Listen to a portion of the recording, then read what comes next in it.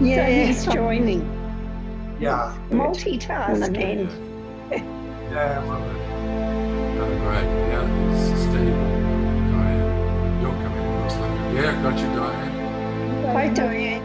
Hi, Karen. I just did a test meeting with Pietro, so he should know how to get on now. Okay. How about now? Can you hear me That's now? better. That's better. Probably just a little bit lower, you don't have to put it right over your... Hi, Pietro. Hello, Tony. Good to see you online. And good to see you. Can you hear me? Yeah, loud and clear. Oh, that's the way to be. To figure out how to start it on my phone again. I can't work out how to get picture. My computer is 12 years old. Yeah, this is our town hall has morphed into a virtual camera, but unfortunately, Yeah, it's a virtual town hall. Yes.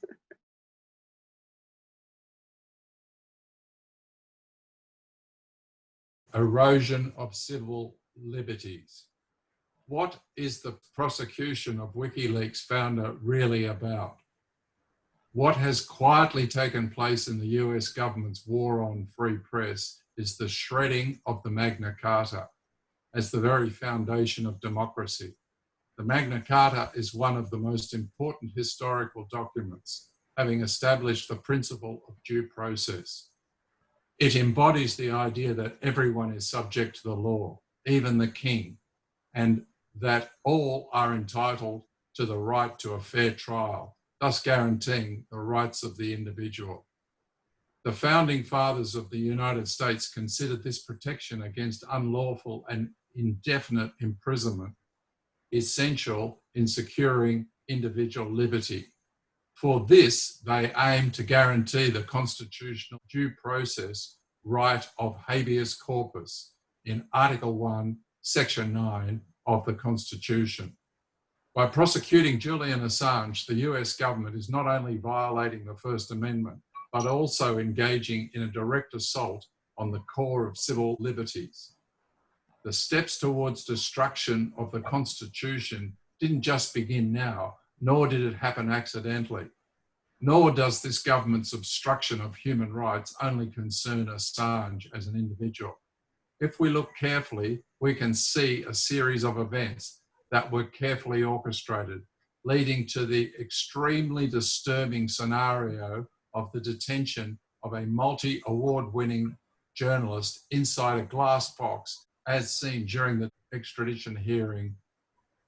Assange, though, through his work with WikiLeaks, came to understand the hidden oppressive force that has insidiously stripped him of his own democratic rights. In his 2006 essay, Conspiracy as Governance, he wrote, quote, "Authoritarian regimes create forces which oppose them by pushing against a people's will to truth, love, and realization. Plans which assist authoritarian rule, once discovered, induce further resistance. Hence, such schemes are concealed by successful authoritarian powers until resistance is futile or outweighed by the efficiencies of naked power. This collaborative secrecy, working to the detriment of a population, is enough to define their behavior as conspiratorial." So I kind of think that says it all. That's, you know, that's where we're at in the world today. And that's, you know, really why we all need to stand up for Assange. 2 weeks ago, I went along, so I'm a school teacher in New South Wales, all right, and I went along to a federation meeting. So I belong to a trade union, the New South Wales Teachers Federation, and I went along because in the lead up to that council meeting, there were two motions passed. One which was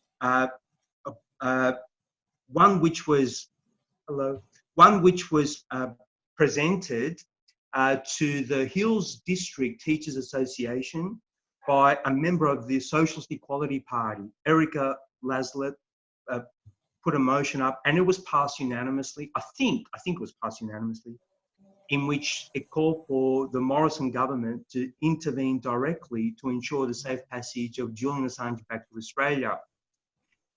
In the wake of that, I moved a motion in the Illawarra Teachers Association, which also unanimously passed the motion, which which called on the Morrison government also to intervene directly to ensure Julian Assange's safe passage to Australia.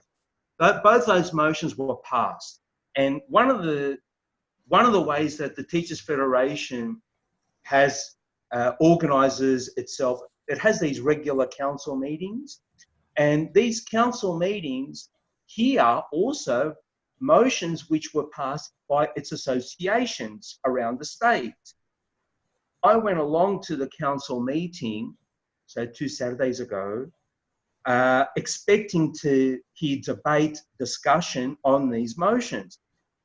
The motion from the Hills District made it to the list of motions to be discussed.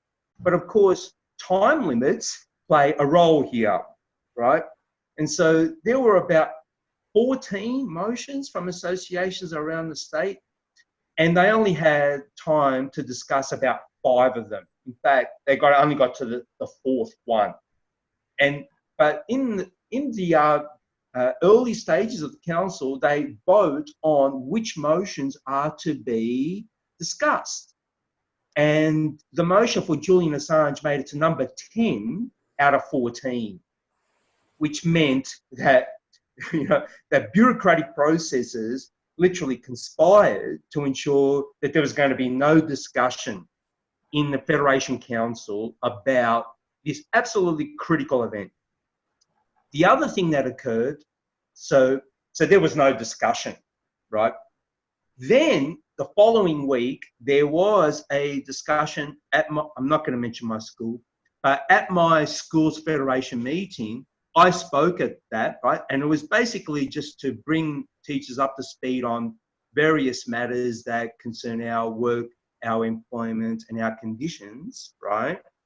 But at the end of the meeting, under general business, I spoke to the members, the federation members, and I relayed to them the motion that I had moved and successfully carried at the Illawarra Teachers Association meeting, right? And to that, there was widespread applause there, and not everyone, it wasn't unanimous, but I never called for a vote at that meeting because we were pressed with time, and I wasn't completely ready to, I was basically just putting the material out there and making people aware of this really critical issue, right? And for us as teachers, this case is absolutely critical to our job and to our performance, because really, if you think about it, teachers are in the business of conveying knowledge and information. That's what we do.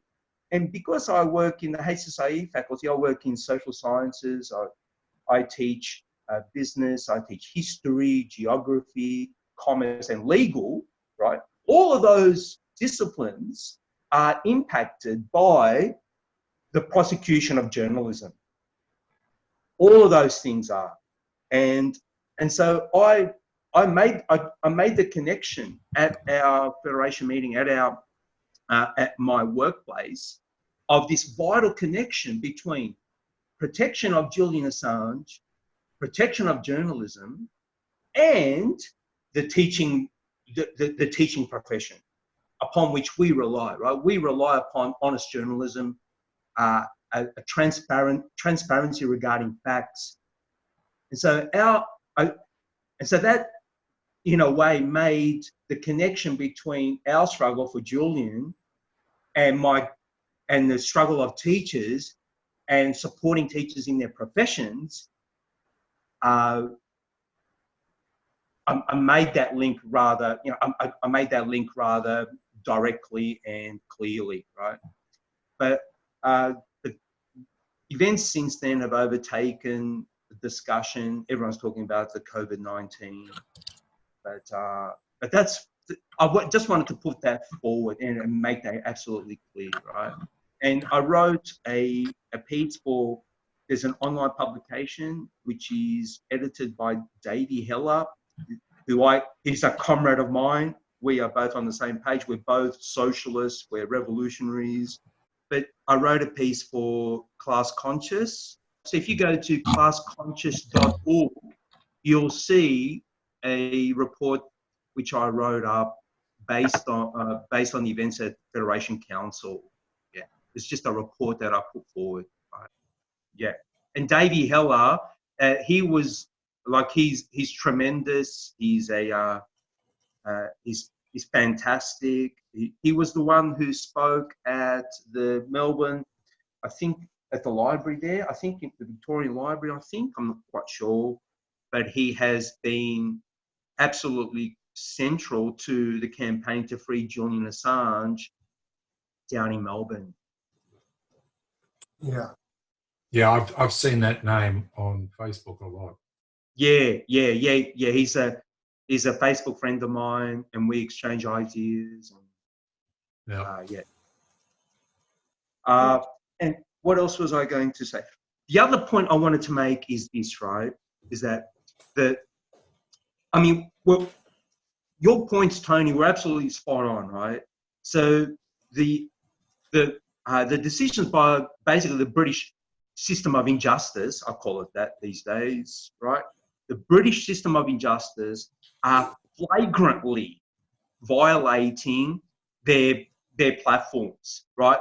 They are flagrantly in they are in flagrant violation of their legal responsibilities, right? But one of the things that and you also touched on this really important fact, that is that these events, the decline in democratic rights has not occurred just in the last year or two. There's been an ongoing development. Going back, really, if you really wanted to think about it, going way back to 2001 and the stolen election in the United States, in which George Bush became president by virtue of an illegal theft of the election, right? And if you looked at the events around that, you will see that within that story are contained the seeds of the complete elimination of democratic rights, both within the United States and, of course, being an imperial power. The United States makes decisions which affect the entire world. It has ramifications for democratic rights in every country, including ours, Britain's, and so on and so forth, right? But then you have a whole series of events: the passing of the Patriot Act, the further enshrining of dictatorial powers in the seat of the presidency, the overriding of congressional traditions, and other aspects, the Guantanamo base and acts and which have been carried out there. So there's been a whole series, including like the democratic primaries, the complete subversion of normal democratic processes in the stealing of an election, the election of Hillary Clinton to the Democratic primary, or to the Democratic candidacy in 2016, and now the stealing of the Democratic primary processes by the Biden camp and the establishment in the United States. So there has been a litany of attacks, of examples of attacks on democratic rights in the United States and around the world. But all of this, if you looked at it from a political perspective, is based upon the growing realization that the income inequalities which exist around the world, and particularly in the United States, are so fraught are so divided as to make democratic forms of rule impossible. So let me just explain that. You can't have democratic rights in a country in which a tiny few control the overwhelming preponderance of income and wealth. You can't rule in a democratic society if 5 families control more than 80% of wealth in the country. It's unsustainable and irreconcilable. And so we should see the attack on Julian Assange as an expression of the decay of capitalist society. And one of those manifestations is enormous income inequality. Julian Assange represents the final nail in the coffin of civil liberties. I mean, if Julian Assange goes down without a whimper, that's the end of the free press. You know, that's it. That's the beginning of full-blown authoritarian rule. As you know, the United Nations Commissioner for Human Rights has come out strongly in support of releasing prisoners from jails to prevent COVID-19 killing those in detention. She has told United Nations member states, including the UK and Australia, that imprisonment in our current times is a measure of last resort and should not be used if any alternative exists. So this demand from the United Nations Commissioner for Human Rights applies fully in the case of Julian Assange. He is imprisoned in Burma's maximum security prison. It's a dangerous circumstances. There are more than 100 prison officers from that prison who are off sick at the moment. It is extremely crowded and high turnover prison. So it is highly likely that Julian Assange will be exposed to sick prison officers and sick inmates. The Commissioner for Human Rights has told member states that the consequences of leaving people like Assange in detention are potentially catastrophic, and that governments must work quickly to reduce the number of people in detention. Julian is a vulnerable person. He suffers from a chronic lung condition, and that puts him at serious risk of complications and the risk of actually dying in prison. The Commissioner has also stressed that now, more than ever, governments should release every person detained without sufficient legal basis, including political prisoners. She specifically referred to political prisoners and others detained simply for expressing critical or dissenting views. To us, it is obvious that Julian Assange falls within this category. He is a political prisoner. He's not in jail for bail jumping. He is not in jail for sexual allegations. He is in jail for publishing documents and information proving the commission of war crimes by the US. He is in jail for telling the truth. He is in jail because he embarrassed the United States, and that led to a decade-long political persecution. So the United Kingdom at the moment has allowed itself to be used in this vengeful and wrongful legal persecution. Under international human rights law, states have an obligation to work to prevent foreseeable threats to health, like this one, like this obvious threat to Julian Assange's health and integrity.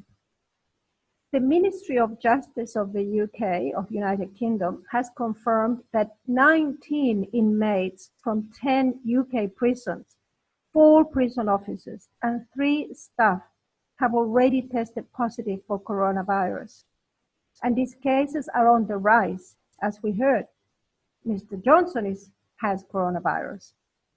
And so the numbers will grow exponentially, and it is likely that Julian will be affected.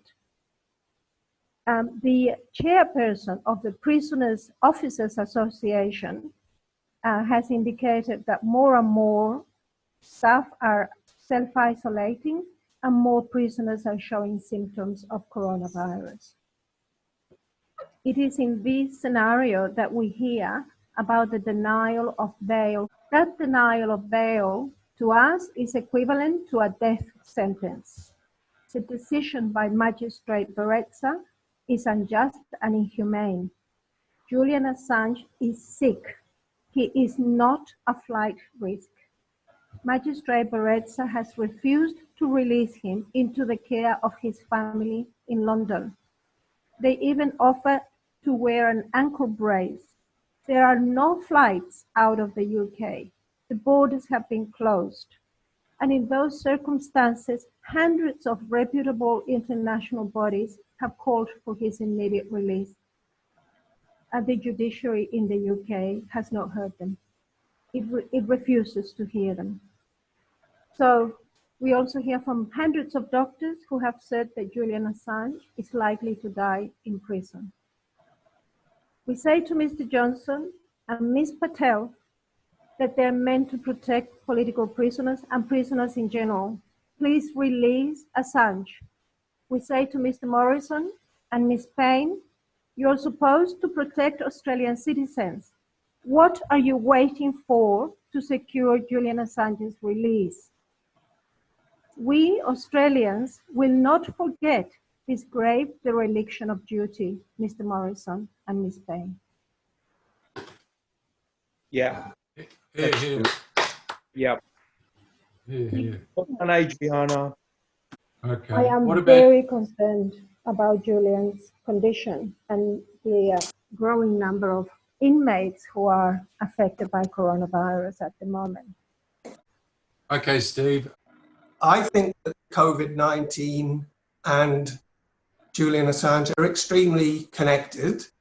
And one of the main connection is that his life is at risk from COVID-19. The torture has made him at risk of all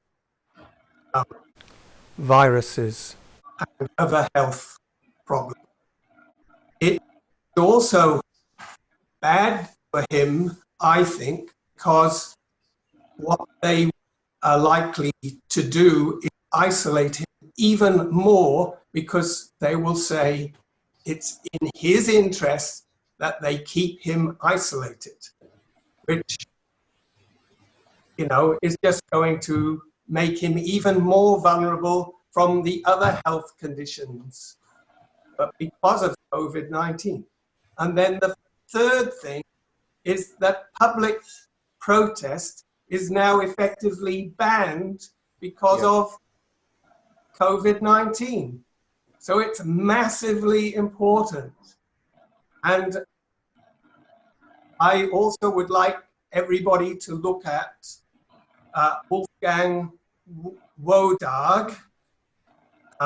He has a website, wodarg.com, and he's on Twitter as @Wodarg, and he very much disputes The statistics that are presented, people are probably dying of COVID-19, that's for sure. But the statistics are being misrepresented in the mainstream media and any kind of media. And I understand statistics, and I know that if you take a biased sample, the information you get from that biased sample is not representative of the general community. How do you spell Wodarg? It's W-O-D-A-R-G.